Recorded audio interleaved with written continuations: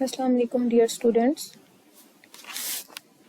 Today our topic of chapter number 3 is types of immunity. Last chapter में हमने immunity का specific defense और non specific defense पढ़ा था. आज हमने immunity की types पढ़नी है. immunity की कितनी types हैं? immunity की actually में 2 types हैं, innate immunity and adaptive immunity.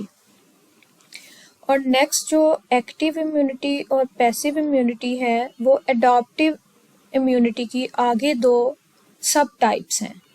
Major जो हमारे पास हैं वो 2 तरह की इम्यूनिटीज़ हैं, innate immunity and adaptive immunity. तो इनकी डिटेल हम नेक्स्ट पढ़ते हैं. Now what is innate immunity? Innate immunity क्या है? इननेट इम्यूनिटी वो इम्यूनिटी है जो हमें अपने पेरेंट्स से मिलती है. Innate immunity is inherited from parents and protect the individual since birth.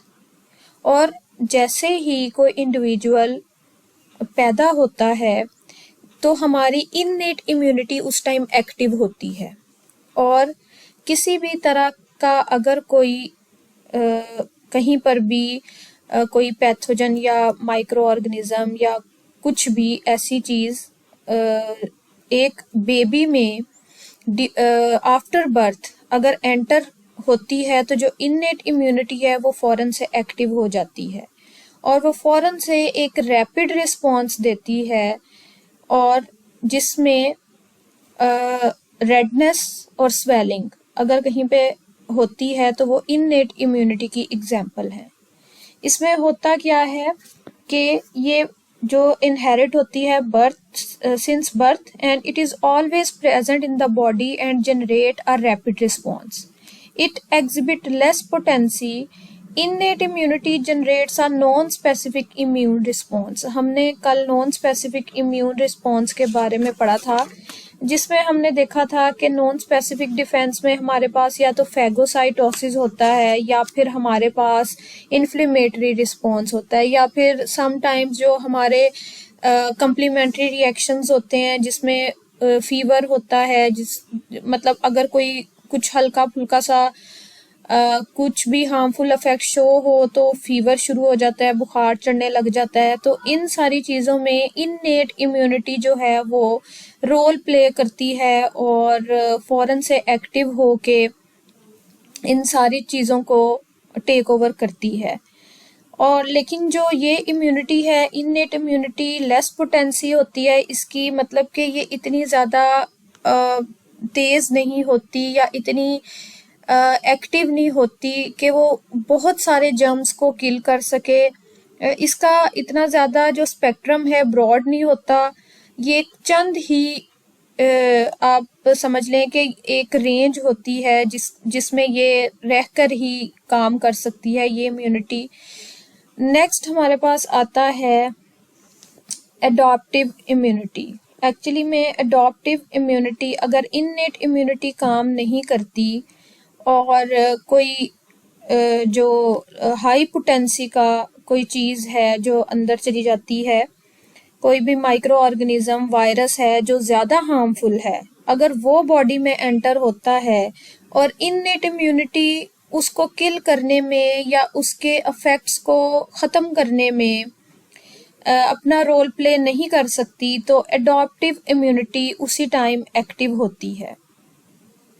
इसमें क्या होता है कि ये वो इम्यूनिटी है जो इंडिविजुअल में बर्थ के फौरन बाद से प्रोड्यूस होना स्टार्ट हो जाती है, और it develops in response to external factor. अब बाहर का कोई भी एक्सटर्नल फैक्टर कुछ भी हो सकता है, कोई भी इन्वायरमेंटल स्ट्रेस हो सकता है, कोई पैथोजेनिक बैक्टीरिया, वायरस, फंजाई या कुछ इस तरह की चीज़ें हो सकती हैं.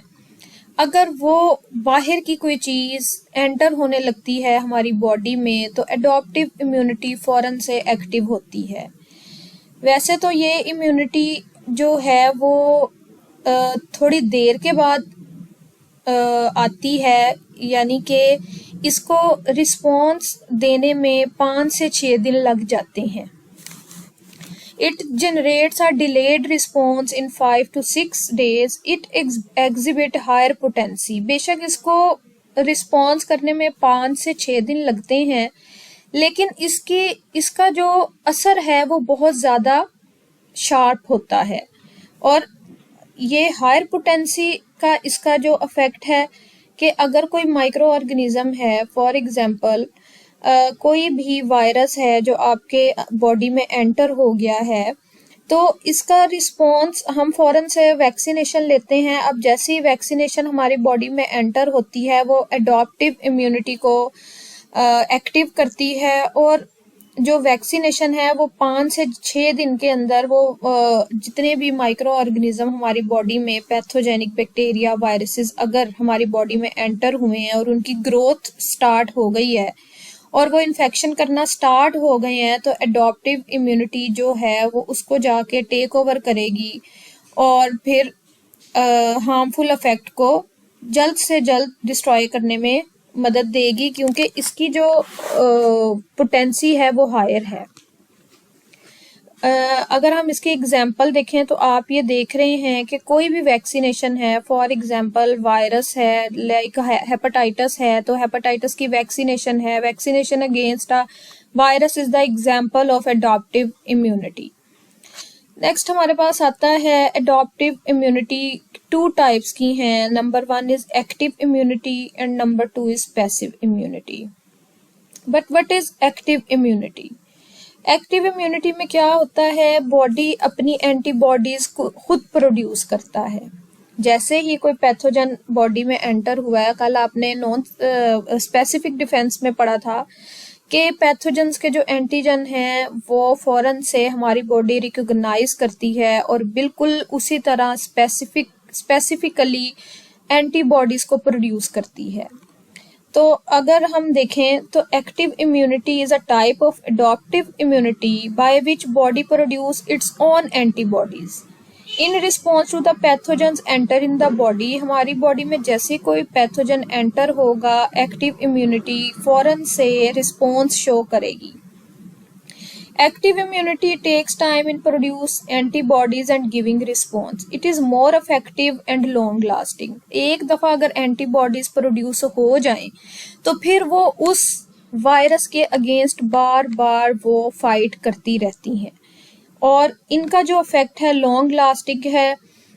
एक एग्जांपल है टेटनस वैक्सीन है। टेटनस फॉर एग्जांपल अगर कोई भी रोड पे गिर जाता है तो टेटनस एक वायरस है जो फौरन से बॉडी पर अटैक करने की ट्राई करता है।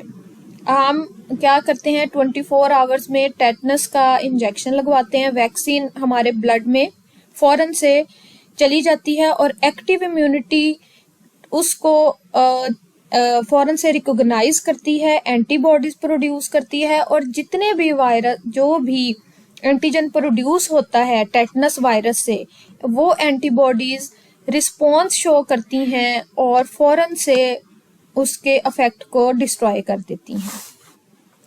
फॉर एग्जांपल हमारे पास जो वैक्सीन्स हैं वो एक्टिव इम्यूनिटी की एग्जांपल्स हैं और इसमें क्या होता है कि जितने भी अगर हमारे पास एक्वायर्ड इम्यूनिटी है किसी भी डिजीज की, तो हम क्या करते हैं, फॉर एग्जांपल हमने वैक्सीनेशन प्रिपेयर करनी है किसी भी पैथोजन की, तो हम क्या करते हैं कि हम कुछ जो बैक्टीरिया, वायरसेस या कोई भी फंजाई या कोई दूसरे पैथोजेंस हैं, हम क्या करते हैं डेड पैथोजेंस को या बहुत ही वीक पैथोजेंस को हम बॉडी में भेजते हैं ताकि उसके साथ की एंटीबॉडीज हमारी बॉडी खुद से प्रोड्यूस कर दे। नेक्स्ट फिर जब कोई वायरस या बैक्टीरिया उसी तरह का, उसी डिजीज का हमारी बॉडी पे रिएक्ट करेगा तो एंटीबॉडीज हमारी बॉडी में प्रोड्यूस हुई होंगी और वो एक वैक्सीन का काम करेंगी और इसको भी एक्टिव इम्यूनिटी ही कहते हैं। नेक्स्ट हमारे पास आता है पैसिव इम्यूनिटी। पैसिव इम्यूनिटी क्या है कि हम एंटीबॉडीज हमारे पास हैं और हम ह्यूमन बॉडी में उसको इंजेक्ट कर देते हैं, लेकिन पैसिव इम्यूनिटी का अगर आप देखें उसका डिसएडवांटेज ये है कि वो लॉन्ग लास्टिंग नहीं होता, और बेशक ये इसका रिस्पॉन्स फौरन से फास्ट रिस्पॉन्स होता है, लेकिन ये लॉन्ग लास्टिंग नहीं है। इसमें क्या होता है, readymade antibodies are transfer to the human body.